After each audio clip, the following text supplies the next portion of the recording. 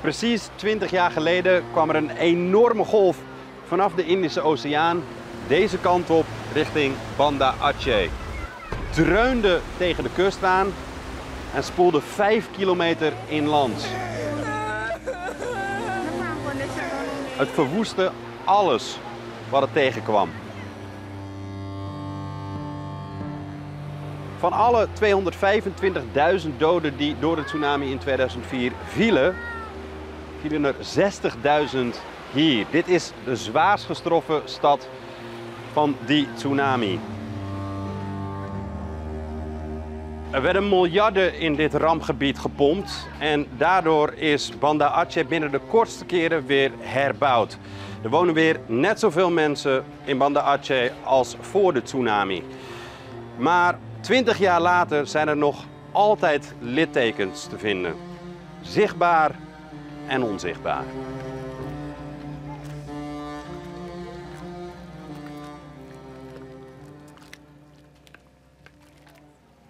Orang berlarian, air laut naik.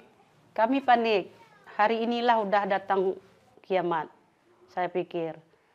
Kami berpegangan sama suami sama anak, udah tuh kami berhamburan ke dalam air, udah tuh berpisah kami di dalam air. Datanglah kasur satu ini, naik saya ke atas kasur, itu udah sampai ke lingki. Apakah Anda pernah melihat mereka? Enggak pernah. Waktu mencari enggak dapat. Sungguh sedih saya.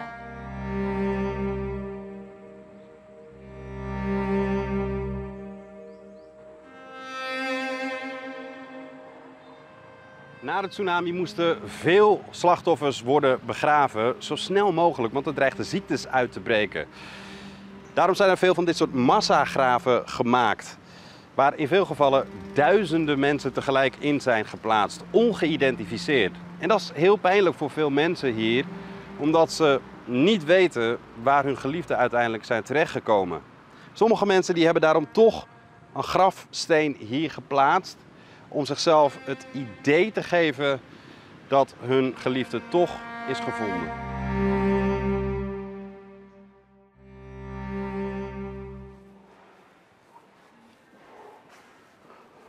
Ini adalah perangkat WRS.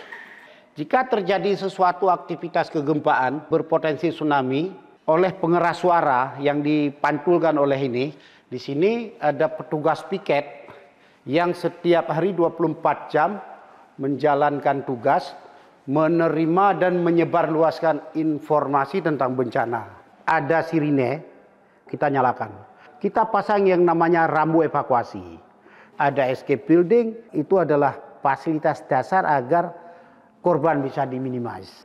Seluruh perangkat peringatan dini atau apapun namanya itu tidak ada. Sama sekali tidak ada. Dit is een van die tsunami-ontsnappingsgebouwen die na 2004 is gebouwd. Het is de bedoeling dat mensen hier naartoe ontsnappen als er wat gebeurt. Er kunnen 500 mensen ruim op de bovenste verdieping zijn, zodat ze veilig zijn. Op dit moment zijn een boel inwoners het ceremonieel aan het schoonmaken in aanloop naar de herdenking van 20 jaar tsunami. En er zijn ook veel mensen hier aanwezig die de tsunami zelf hebben meegemaakt. Ada teriakan air naik lagi. Jadi ketika air naik lagi saya nggak mungkin bertahan di situ karena air pasti akan sampai di lokasi saya berada. Saya bergegas lari, melarikan diri, naik ke rumah, naik ke lantai 2 dan kembali naik ke atap rumah. Nah, ketika saya mau naik ke sana dan saya melihat luka saya yang nampak langsung tulang. Kemana Anda pergi jika ada tsunami? Pasti menjauh dari pantai. Tentu ke escape building. Maar in 2012 was er een grote aardbeving op zee. En veel mensen in Banda Aceh die raakten in paniek. Veel van hen vergaten naar dit soort gebouwen te komen.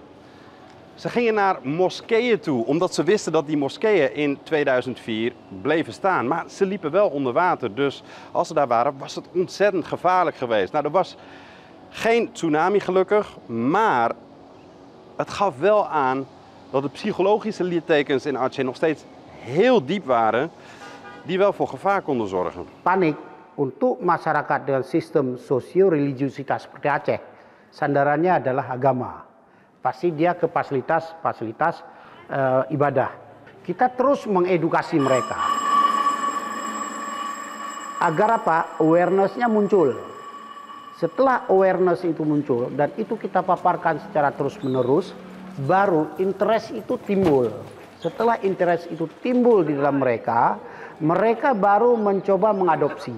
Penting, soalnya mengantisipasi apabila tsunami dan gempa terjadi, kita akan mengetahui cara kita melakukan evakuasi untuk menghindari terjadi korban.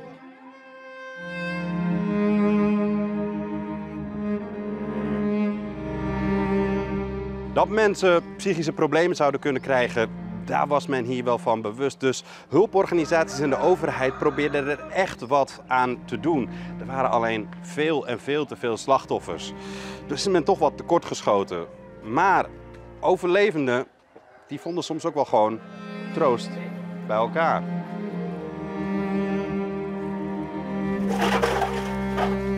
Ketika anak satu yang tua tuh dipancar angin apa tuh ombak tuh, orang pendamping dia masih hidup sekarang tuh, dia bilang yang ada dia dengarkan mengucap 2 kalimat syahadat.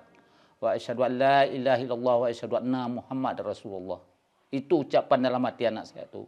Kalau misalnya saya ngomong sendiri waktu saya di atap itu ya, ya Allah kalau anak saya enggak Allah berikan untuk saya semua, berilah untuk saya 1 orang aja untuk mengobat hati saya. Saling damping mendampingi, saling sama pengertian, saling sayang menyayang, saling tukar pikiran. Bagaimana kita adik?